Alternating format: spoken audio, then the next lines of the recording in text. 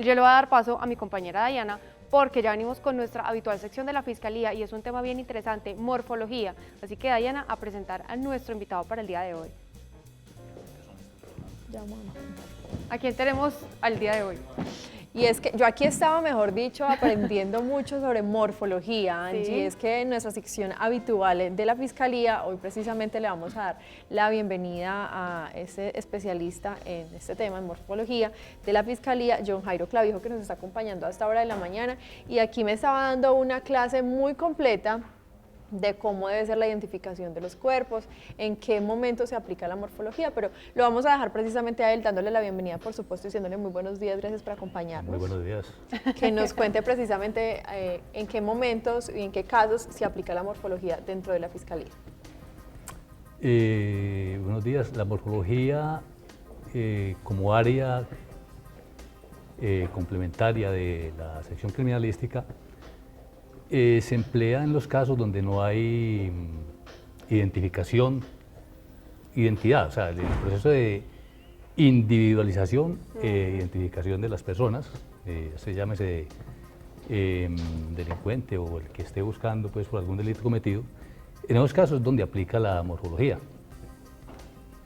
En la parte investigativa, las pesquisas que adelantan los investigadores, muchas veces partiendo de una denuncia, no tienen información, o sea, no es sino una información muy básica, informativa nomás, hay un testimonio, Sí. pero no hay imágenes de la persona que se está buscando, ya sea un delincuente por un delito cometido, o en los casos de víctimas por conflicto armado o a un desaparecido por alguna situación. Es decir, que la morfología no solo se aplica cuando muere una persona o cuando ustedes encuentran un cuerpo que no está identificado, que no tiene ningún tipo de registro, sino también cuando una persona pone el denuncio y no tiene, digamos que, una imagen clara, sino que tiene algunos rasgos de la persona que cometió el delito y empieza a hacer también la descripción de esa persona con rasgos. Tiene varias variables. El caso de los delitos habituales que cometen, hurto o un homicidio o un secuestro, como les decía, hay una información previa donde hay una descripción por parte de la víctima. Sí. Y en los casos de los conflictos armados, por ejemplo, desaparecidos, y no hay imágenes, entonces se describe la persona por medio de la información de los rasgos, se elaboran retratos hablados para eso, o en los casos que se encuentren restos óseos, se hacen las reconstrucciones para darle una identidad, sí, como una identidad y posible y posterior individualización de lo que se encontró. ¿Cómo funciona? Porque yo lo decía al inicio del programa, estamos acostumbrados a ver estas series policíacas tan apasionantes y uno empieza como a identificar que es a través de las huellas dactilares, a través de la mordida. ¿Cuáles son esas otras características adicionales con las que podemos identificar y darle individualización a una persona? En el caso de los investigadores, el retrato hablado como herramienta se les facilita para hacer las labores de vecindad que se llaman, donde difunden propagan la información. Sí, exacto, la imagen la van pregonando en la comunidad, en los distintos sitios de instituciones como la registraduría, como el IMPEC. ¿Pero hay alguna parte adicional en el cuerpo con la que uno pueda identificar a un individuo aparte de la huella dactilar, que es como la cédula de uno o los dientes? Eso, para individualizar se tienen en cuenta lo que son señales particulares, características, de pronto las cicatrices, eso es en parte de las señales particulares, la misma condición sociocultural del individuo, en el caso de los retratos hablados. La gente puede decir, ah, sí, ese retrato hablado se me parece a la persona que estuvo por aquí rondando, pero él llevaba una cicatriz. Entonces eso va complementando y va nutriendo la información y a la vez la imagen se va complementando para dar así con la... Pero hablemos del caso de cuando ustedes encuentran un cuerpo que de pronto no tiene o no está identificado o no está... Es un NN. Sí, exactamente, un NN que ustedes no tienen absolutamente ningún dato. ¿Cómo es todo el proceso de la reconstrucción y a través de qué medios lo hacen o en qué proceso? ¿Tienen algún software que les ayuda en ese proceso de reconstrucción de imagen o lo tienen que hacer manualmente? Inicialmente, en los casos de los cuerpos, lo primero que encuentra es el tejido óseo, o sea, los huesos. Sí. Ahora es muy común encontrar, pues, por el conflicto armado, las exhumaciones, se encuentran los restos óseos, es lo primero que encuentra el equipo de exhumación. El hueso habla, pues el hueso le cuenta a uno prácticamente el ADN, todo. Lo que se encuentra es hacer un inventario por parte del equipo que lo conforman el antropólogo, el odontólogo, hay fotógrafo, topógrafo y auxiliar de campo, que es el morfólogo el que va, y recogemos e inventariamos todo lo que encontramos. Si hay prendas, todo se debe inventariar, documentos, y se procede al inventario, se lleva al laboratorio. Allí el equipo de antropología y odontología y medicina hacen el estudio de restos óseos, y si no está identificado porque no se encontraron documentos, ya esa parte la reconstruye el morfólogo. Me imagino que empiezan también como a cruzar con bases de datos de Claro, otras... hay una reconstrucción inicial que es la del cráneo. Y exactamente lo que tú me mostraste, bueno, no sé si eso se pueda mostrar, pero de pronto mostremos no esta imagen, pero sí esta que me parece interesante de la reconstrucción ósea, donde empieza todo el proceso del cráneo y cómo ustedes empiezan a reconstruir. Pues como con todos esos elementos. Si quieren la enfocan. Si quieren, claro, hay una... te las muestro para que ustedes vean.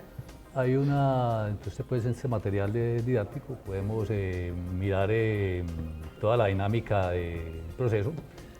Ahí tenemos un cráneo con todas las vistas posibles donde se ve en el estado en que se encontró.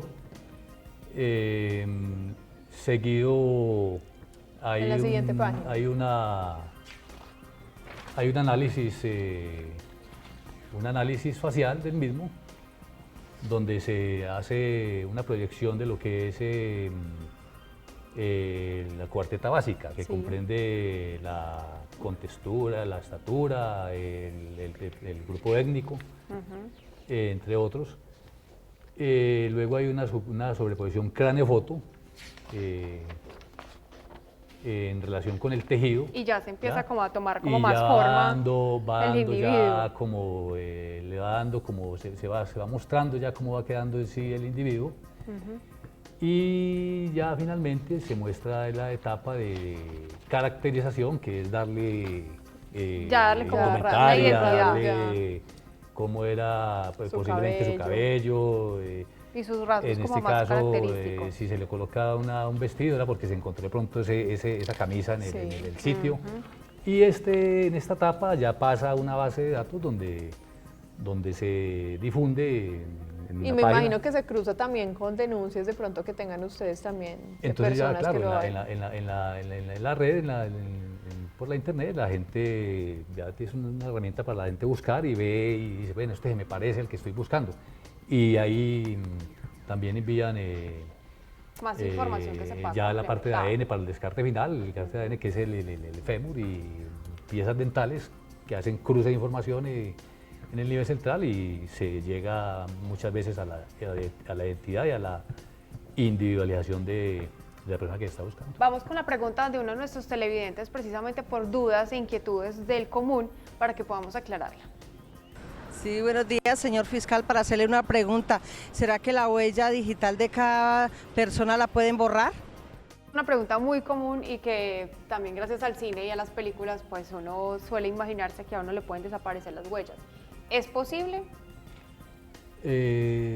Con de pronto artificios o artimañas, por decirlo así, utilizan abrasivos, elementos químicos que pueden llegar a borrar la huella, eso se puede decir, pero de pronto es alguien muy aventurado y puede ser hasta doloroso, pero Pero al fin y al cabo tienen más, son no, 10 pero dedos, 10 más pesos, opciones. pero... No, pero no solo eso, sino que cuando cometen asesinato y quieren como que la persona no sea identificada fácilmente, entonces ahí sí le quitan incluso hasta el rostro, o sea, pues hay unas cosas macabras incluso. Sí, ha habido casos donde inclusive, pues son pocos, estadísticamente es poco los casos donde se presenta quiten ese las tipo huellas, de cosas. pero sí se ha dado.